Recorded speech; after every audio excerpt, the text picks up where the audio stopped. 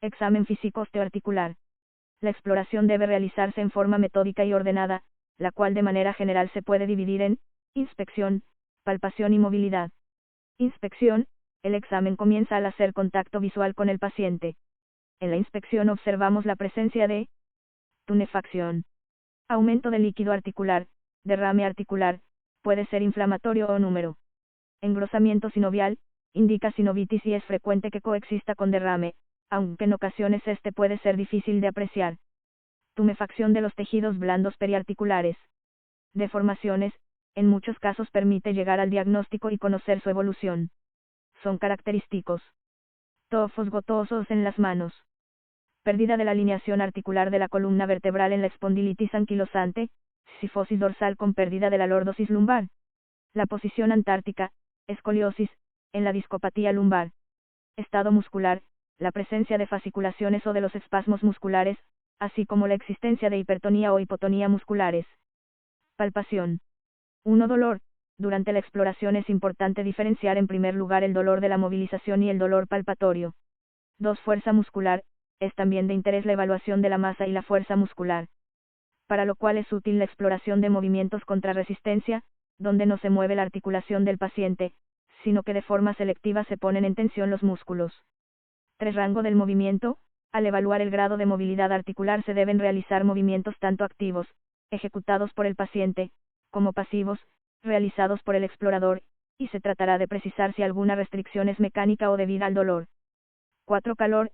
En toda articulación presuntamente inflamada, debe buscarse con el dorso de los dedos la diferencia de temperatura local. 5. Crepitación. Por lo general se percibe en la palpación durante la movilidad articular, aunque puede ser audible sobre todo con el estetoscopio.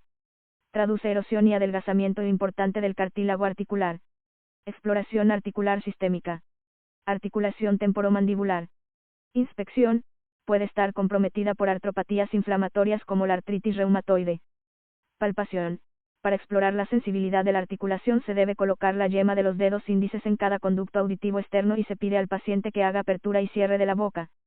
También se puede palpar bilateralmente por delante del trago durante estos movimientos, precisando la amplitud del movimiento. Normalmente la apertura bucal es de 3 a 6 centímetros entre ambas arcadas. Movilidad. También se debe evaluar el movimiento de lateralización mandibular y la protrusión y retracción de la mandíbula. Columna vertebral. Al momento de su exploración se debe tener presente las siguientes consideraciones. Inspección. Vista de frente. Las apófisis espinosas deben estar situadas en línea recta en toda su extensión. Si presenta incurvaciones puede ser funcional, si compensa una extremidad inferior más corta, o puede ser estructural, permanente. Vista de perfil. La columna vertebral presenta incurvaciones antero-posteriores fisiológicas. En la región cervical, se observará una incurvación hacia adelante, denominada lordosis cervical. En la zona dorsal la incurvación es hacia atrás y se llama cifosis dorsal, mientras que en la lumbar la incurvación es hacia adelante y constituye la lordosis lumbar. Palpación. La palpación de las apófisis espinosas haciendo presión con los pulgares en busca de dolor es un elemento valioso. El dolor exquisito en una vértebra puede orientar hacia el asiento de una lesión traumática, infecciosa o tumoral, pero cuando es generalizado, lo más probable es que sí degenerativo, artrosis. También puede ser dolorosa en caso de hernia discal y puede provocar irradiación dolorosa a la zona radicular que esté comprometida. Otro dato que brinda la palpación: el estado de la musculatura paravertebral, en donde se puede encontrar contractura en los procesos de origen infeccioso o traumático. Movilidad. Se exploran los movimientos de flexión, extensión, rotación derecha e izquierda. Se realizará por separado la región cervical de la dorso-lumbar y se partirá de la posición anatómica. Columna cervical. Inspección, anterior, posterior y lateral.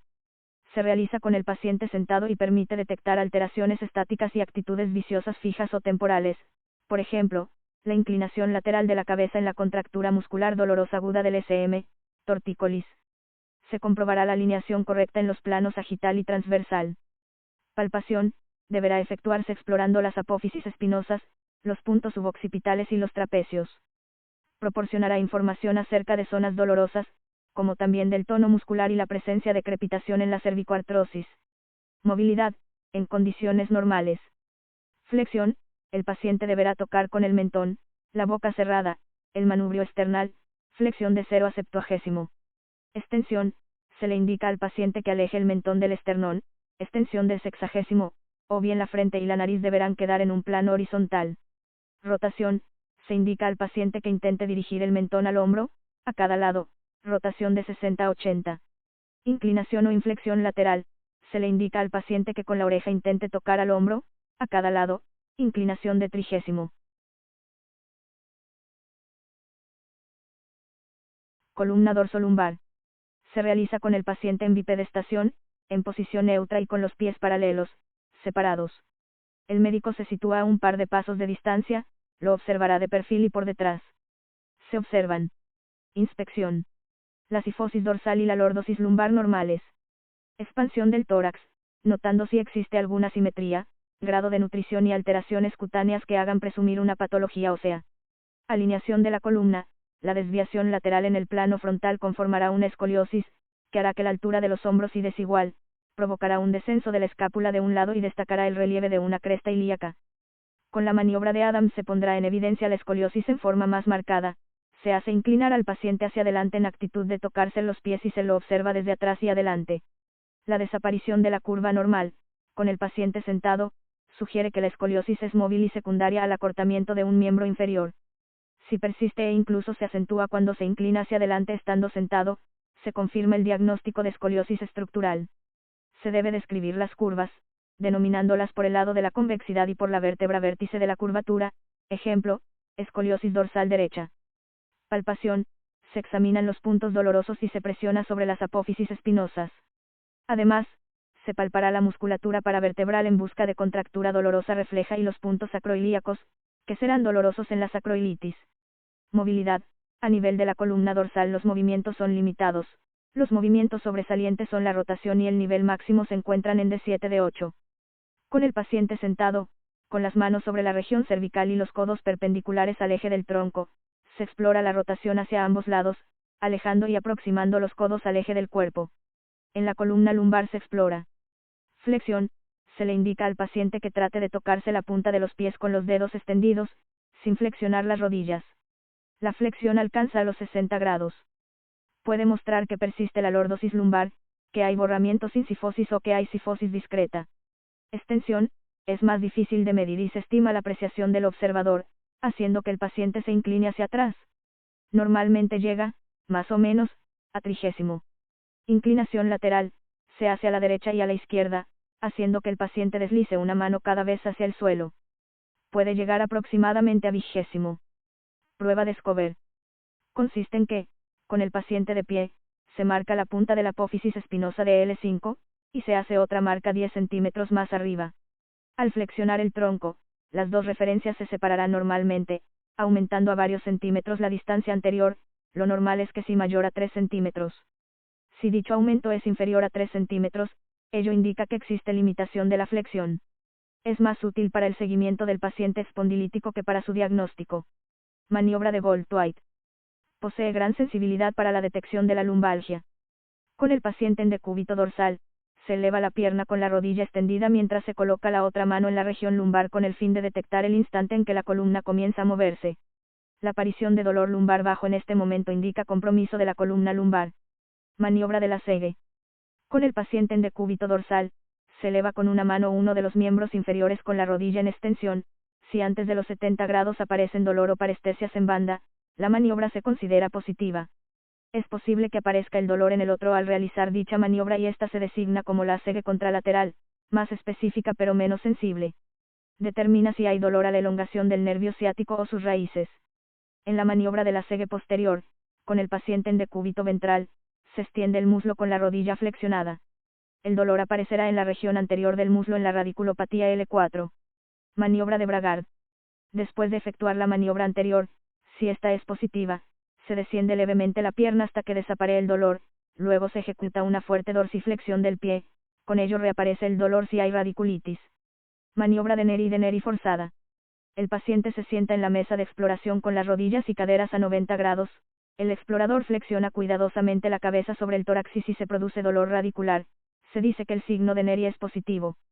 Si la maniobra anterior resulta negativa, se puede intentar levantar las piernas de manera alterna hasta la extensión de la rodilla, manteniendo la cabeza en flexión, es positivo si se desencadena dolor con la maniobra de Neri forzada, Neri 2. Articulación de hombro. Es un complejo articular, dentro del cual se van a explorar 5 articulaciones, entre verdaderas y falsas. Escapulohumeral. Acromioclavicular. Esternoclavicular. Escapulotorácica. Articulación subdeltoidea. Permite el desplazamiento de la extremidad humeral cubierta por los músculos del manguito rotador. Inspección, se debe realizar por delante, por detrás, por arriba y lateralmente, comparándolo con el hombro sano. Palpación, debe ser minuciosa, y compararla con ella sano, de este modo se determina un aumento de temperatura o dolor. Movilidad, la exploración de la movilidad se inicia comprobando si el movimiento activo es doloroso, posteriormente se analiza el movimiento pasivo y por último se explora la movilidad contra resistencia. Movilidad activa. Elevar las manos por encima de la cabeza enfrentando las palmas de las manos, abducción. Entrelazar las manos por detrás de la nuca separando los codos, rotación externa. Unir las manos por detrás de la región dorso-lumbar, rotación interna. Movilidad pasiva. El brazo se abduce a 90 y, con el codo, flexionado, se lleva el antebrazo hacia arriba para la rotación externa, la mano debería quedar normalmente a la altura de la cabeza, y hacia abajo para la rotación interna, la mano debe quedar sobre el eje del cuerpo. Siempre comparar con el lado opuesto. Manguito rotador. Para palpar el manguito rotador y la articulación subdeltoidea, el examinador se sitúa detrás del paciente, realiza la extensión forzada del brazo con una mano y coloca los dedos de la otra mano encima del acromion, los lleva flexionados hacia adelante y abajo. Exploración del codo. Está diseñado para aumentar las posibilidades de uso de la mano. Art. Húmero cubital, cita en el espacio de unión entre los huesos el cúbito y el húmero. Art. Húmero radial, interviene en todos los movimientos del codo e incluso en los del antebrazo. Art. Radiocubital, permite la rotación del lamino y el antebrazo. Inspección, tenemos visión anterior y posterior. Visión anterior, con el brazo en extensión, la principal referencia anterior del codo es su pliegue de flexión. Visión posterior, en primer lugar, hay que valorar la posición del brazo respecto al cuerpo. En posición anatómica observándolo desde atrás, el brazo y el antebrazo forman un ángulo abierto hacia afuera. Palpación, la palpación más importante del codo es la de los puntos dolorosos, que en general corresponden a prominencias óseas o lugares de inserción muscular. El epicóndilo, doloroso en las epicondilitis. La epitróclea, dolorosa en las epitrocleitis. La cabeza del radio, doloroso en las fracturas. Movilidad, el arco fundamental de movilidad del codo es flexo-extensión, una posibilidad de movimiento mucho más limitada que la del hombro. Flexión hasta tocar el hombro con la mano. Exploración de mano y muñeca. Habitualmente se inspecciona la muñeca y la mano con el paciente sentado y colocando las dos muñecas encima de la mesa con las manos extendidas y el antebrazo en pronación. Forma de la mano y de los dedos cortos y rollizos, son típicos del síndrome de Down. En cambio, los dedos extraordinariamente largos y delgados son propios de la enfermedad de Marfan. Inspección de la palma de la mano. La inspección de la mano permitirá evidenciar la presencia de una desviación cubital de los dedos, que tiene lugar en las articulaciones metacarpofalágicas y que es muy propia de la artritis reumatoide. Cambios en la piel, hay que observar el color de la piel y sus posibles alteraciones, también se observará la presencia de estigmas de la psoriasis, estigmas del vitíligo. Cambios en las uñas, una inflamación alrededor de la base de la uña, a menudo asimétrica y acompañada de eritema, suele representar una infección muy común llamada paroniquia. Palpación. A nivel de la articulación radiocubital inferior. A nivel de la articulación radiocarpiana, se palpará el fondo de la tabaquera anatómica. A nivel de las articulaciones metacarpofalángicas de los dedos. A nivel de la articulación trapecio-metacarpiana. A nivel de la metacarpofalángica del pulgar. Movilidad. La movilidad de muñecas y manos deberá explorarse prestando atención a cualquier limitación articular o dolor desencadenado por el movimiento. Muñecas. Se exploran los movimientos de flexión y extensión, aducción y abducción y el de circunducción. Manos. Se explora indicando al paciente que abra la mano y separe y una los dedos. Exploración de la cadera. Inspección. Se examinan los movimientos activos de la articulación coxofemoral. Así como también, la inclinación de la pelvis, las actitudes viciosas del fémur, la longitud de los miembros inferiores y la evaluación de la marcha. La actitud de la cadera se explora con el paciente en decúbito supino, con las espinas ilíacas anterosuperiores a la misma altura, y la línea biilíaca perpendicular al plano sagital del cuerpo, manteniendo la región lumbar en contacto con la camilla. Palpación. Se ubican las crestas ilíacas, la tuberosidad isquiática y el trocánter mayor, que constituyen los puntos de referencia para localizar la articulación coxofemoral. La disminución de amplitud de uno o varios movimientos pasivos con arco doloroso en alguno de ellos, sugiere alteración coxofemoral, en cuyo caso, cobra importancia la maniobra del giro del miembro inferior, que utiliza la articulación coxofemoral como pivote. El miembro inferior extendido se sujeta por el muslo y la espinilla, se imprimen movimientos de giro hacia uno y otro lado. Si hay alteración coxofemoral aparece o se exacerba el dolor en la ingle y o se inhiben la rotación interna o externa. En decúbito dorsal se examina reflexión, la abducción y la aducción y la flexoaducción. La rodilla debe alcanzar el plano vertical que pasa por la cadera opuesta. Exploración de la rodilla. Inspección, debe explorarse con el paciente desnudo, descalzo. La exploración de esta articulación debe hacerse de forma comparativa, como en todas las articulaciones simétricas. Se aprecia cómo marcha el paciente, inspeccionamos si camina sin ayuda, si se apoya en un familiar o en un bastón, si coloca completamente el pie en el suelo, o por el contrario, solo apoya la punta del pie y flexiona el miembro a nivel de la rodilla. En el genu recurvatum, deformidad en hiperextensión, la rodilla tiene una angulación de base anterior, los miembros se encuentran recurvados hacia atrás borrando la depresión normal del hueco popliteo. Genuflexa es la imposibilidad de la extensión total de las rodillas, permaneciendo las rodillas en flexión. Genuvalvo, el genuvalvo, es una posición patológica en la cual las rodillas están en contacto por su cara interna y los pies separados, piernas en quinto invertida. Genuvaro, en el genuvaro hay una angulación de las rodillas con base abierta hacia adentro, los maleolos internos están en contacto mientras las rodillas están separadas, dándole una apariencia arqueada a los miembros, piernas en paréntesis. Se observará también si hay aumento de volumen de la rodilla, esta puede ser inflamación periarticular, inflamación de las bolsas serosas adyacentes o bursitis, con pérdida de los relieves normales de la rodilla, rodilla globulosa. Palpación, permite valorar un aumento del calor local de toda la rodilla, sinovitis, infección, o de una parte de la misma, bursitis localizada. Palpando con el dorso de la mano, la rótula debe tener un pequeño movimiento que puede ser entre 1 a 2 centímetros transversalmente, siempre y cuando el cuádriceps esté en reposo. Se precisará la presencia de puntos dolorosos, tanto articulares como extraarticulares, con la rodilla en ligera flexión. Movilidad, está en la flexoextensión, movimientos pasivos, la extensión contra resistencia. Maniobra de choque. ¿Qué evalúa? Descarta la presencia de derrame articular. ¿Cómo se hace? Consiste en colocar una mano encima del tendón cuadriccipital, presionando y con la otra se comprime la rótula. ¿Cuándo es positiva? Si existe un derrame articular, la rótula se hunde como consecuencia de la presión. Cajón posterior. ¿Qué evalúa? Estabilidad del ligamento cruzado posterior. ¿Cómo se hace? Paciente en decúbito supino con la cadera en flexión en 45º y la rodilla en flexión de 90º.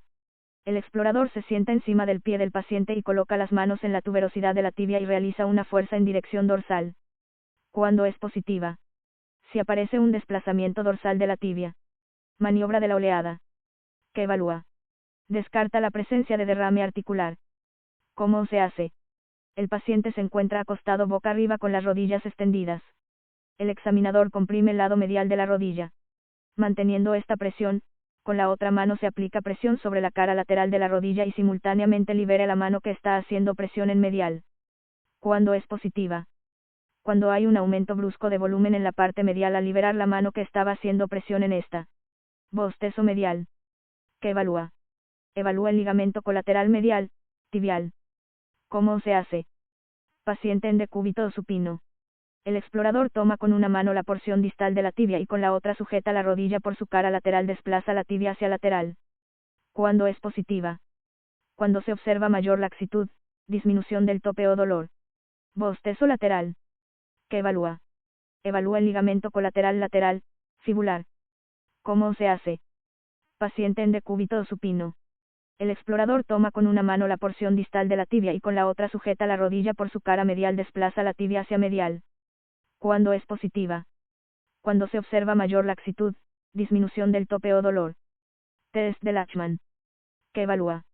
El ligamento cruzado anterior. ¿Cómo se hace? Paciente en decúbito supino con rodilla en flexión pasiva de 20. El explorador estabiliza el fémur con una mano y con la otra desplaza la tibia hacia anterior. ¿Cuándo es positiva? Cuando hay una mayor traslación tibial respecto al lado contralateral. Signo de Apley. ¿Qué evalúa? Valora los meniscos. ¿Cómo se hace? Paciente en decúbito prono, boca abajo, con la rodilla en flexión de 90, el explorador coloca una mano en la parte distal del muslo y la otra en la parte distal de la pierna. Después realiza una compresión de la tibia hacia el fémur combinándola con rotación interna y externa. Cuando es positiva. Si aparece dolor durante la compresión se atribuye a una lesión en los meniscos. Si aparece compresión, puede indicar lesión del ligamento lateral y medial. Exploración de tobillo y pie. Inspección. Por inspección se examina la marcha, el desgaste del calzado, la forma y actitud del pie, la estática global del pie bajo carga y la bóveda plantar. La observación posterior permitirá evaluar alteraciones a nivel del tendón de Aquiles. Puede haber tumefacción debido a inflamación del tendón o de las bolsas pre- o retroaquilianas, pueden observarse nódulos reumatoideos, tofos o santomas. Palpación. Por palpación se buscan puntos dolorosos y se exploran los ligamentos y las interlíneas de las diversas articulaciones, incluyendo las metatarsianas y subastragalina. Las periartritis y edemas, venoso o linfático, son comunes y deben diferenciarse de la sinovitis en la que la presión no deja fovea y la tumefacción está restringida a la interlínea articular. Movilidad. La movilidad fundamental de la articulación tibio-peroneo-astragalina es la flexión dorsal, normalmente de unos 20-30, y la flexión plantar, que llega a los 50 grados. Se valora con la rodilla en flexión para relajar los gemelos, también, con el enfermo andando de puntillas y de talones. La abducción y la aducción del pie, articulación subastragalina, se explora con el paciente sentado y el pie colgando. Mientras una mano sujeta la pierna, la otra se fija en el talón y lo desplaza hacia afuera y hacia adentro. La pronación y supinación, articulación mediotarsiana, se explora fijando el talón con una mano mientras la otra abraza el antepie y realiza los movimientos. La inversión y eversión del pie se evalúa dirigiendo la planta del pie hacia el otro pie y después hacia afuera, doblando el pie y el tobillo. Maniobra de inspección. La maniobra de Thompson. Se usa para comprobar rotura del tendón de Aquiles.